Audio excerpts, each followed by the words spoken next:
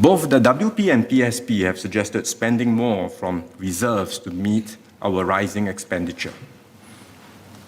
It is tempting to turn to our reserves each time we need more funds, but is this the right thing to do? The leader of the opposition, Mr. Pritam Singh, has highlighted that the reserves rules were amended in the past, so we can easily amend them again now, for example, to adjust the percentage we use from the NIRC. So we've enshrined the fiscal rules in our constitution to instill discipline in the government, to spend within our means and maintain a fair and equitable balance between taking care of our needs today and saving for the future needs of today's generations as well as for the generations to come. As we've explained before, we last amended the net investment returns or NIR framework in 2015. That was to include Temasek into the framework, and this was done after a robust and thorough debate in this House.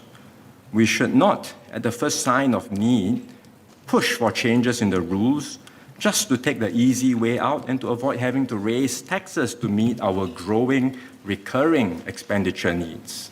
That would not be the responsible thing to do. Unfortunately, both the WP and PSP paint a false, distorted, and misleading picture about our reserves, that these are being accumulated at the expense of the current generation. That is not so. They have assumed that the present rules result in an accumulation of more reserves than is necessary, but that is not the case. Our reserves are growing, but the size of our economy, the challenges we face, and the complexity of needs are growing even faster. I've already explained that the NIRC has provided about 3.5% of GDP to the annual budget on average in the last 5 years, and that going forward, we expect this NIRC stream to continue to keep pace with economic growth. Even to achieve that is by no means a sure thing. We would have done very well if we can do so, given that our investment returns are subject to significant headwinds in the global investment environment, for example, due to aging populations in the developed countries, lackluster productivity growth, rising government debt levels, and geopolitical tensions. Both the WP and PSP have also suggested different ways to spend from our land sale proceeds. These are variations of what they have put out before, and they still do not recognize that land is a scarce asset that is protected as past reserves. We've said it before and we will say it again. When we sell land, we are not creating new wealth. We are merely converting the land from a physical to a financial asset. Therefore, we invest the land sale proceeds back with the rest of the reserves, and we spend 50% of the expected long-term real return through the NIR framework. In this way, our land sale proceeds provide a stable and sustainable stream of income for our budget over time. So to be clear, that means we are already spending from our land sale proceeds. We are doing so. But our approach avoids the pitfalls that we will face if we were to spend on land sale proceeds directly, more directly. What are some of these pitfalls? First, land prices will move in cycles and can be volatile. We know that for a fact. There are property market cycles. It will not be a static $100 as Ms. Phua has assumed in her proposal.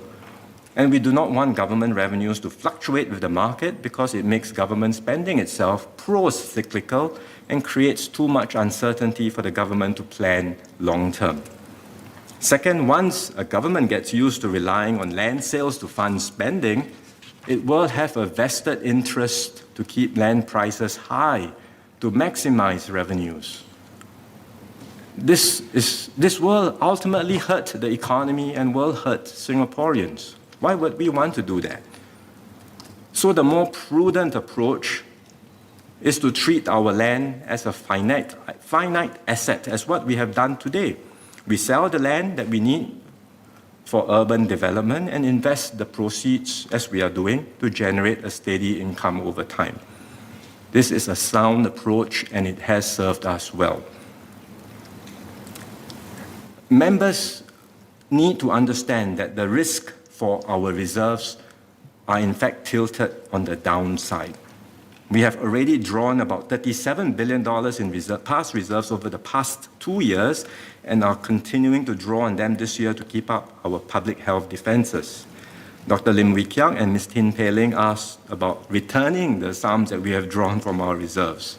Well, we are in a better position now, but we are not out of the woods yet. And I would say we will not be able to put back what we have drawn down from the past reserves anytime soon. Ms. Herting-Ru suggested that by saving for the future, we are discounting the needs of the current generation. This is not so. Our fiscal policy, including our reserves protection framework, keeps faith with all generations, current and future. We have drawn on past reserves to protect the lives and livelihoods of the current generation throughout crisis. We are also tapping on the NIRC to fund many programs for the current generation, from the young to the old, and especially for the Merdeka and the pioneer generations. At the same time, we need to consider the needs of the future generation. Do we really want to leave our next generation with fewer resources in a more uncertain and volatile world? To illustrate, if we were to have just 20% less NIRC than today's levels, which could easily have happened if our predecessors had focused on their own spending and did not think it necessary to have a carefully designed reserves protection framework. Our GST would now need to increase to 11% instead of 9% to make up for the funding gap. So, drawing more NIRC now means that our children and next generation will end up paying more taxes. Furthermore, no one can tell what the world will be like in 30 years' time, but it is very likely to be a more dangerous world. Our children and the generations after them will have more, not fewer, emergencies to contend with. The recent conflict in Ukraine reminds us that we are living in an increasingly divided and troubled world.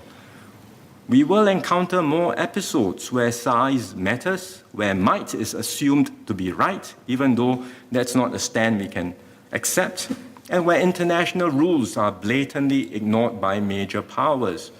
This is a world Let's be very clear. This is a world that will be less hospitable for small countries, let alone a small city-state like Singapore. We will always be at the mercy of these external forces, and we must ensure that we have sufficient resources to defend and protect ourselves. And in the years to come, we will need to deal with many other major and pressing challenges, including global warming and rising sea levels, as well as future public health emergencies, which public health experts are predicting will happen with increasing frequency. Now, we are all thankful that our forefathers didn't take the easy way out. Instead, they were disciplined, they considered our needs, and chose to keep faith with future generations, meaning us today. So we benefit from the reserves that they have built up painstakingly. They cared for their future generations, which is us.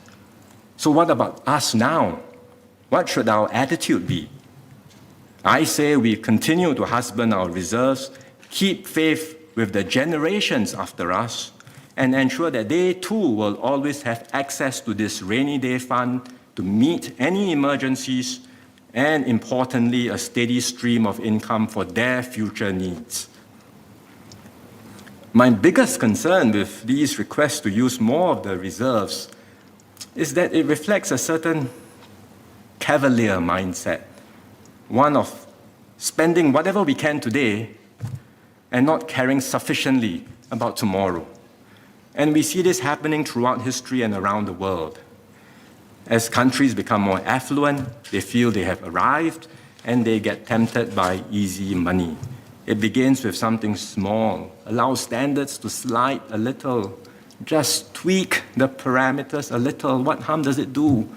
But over time, these small things add up. Then it becomes politically very challenging to roll back any benefit and to raise taxes or even to talk about it. and the country ends up quickly in a downward fiscal spiral.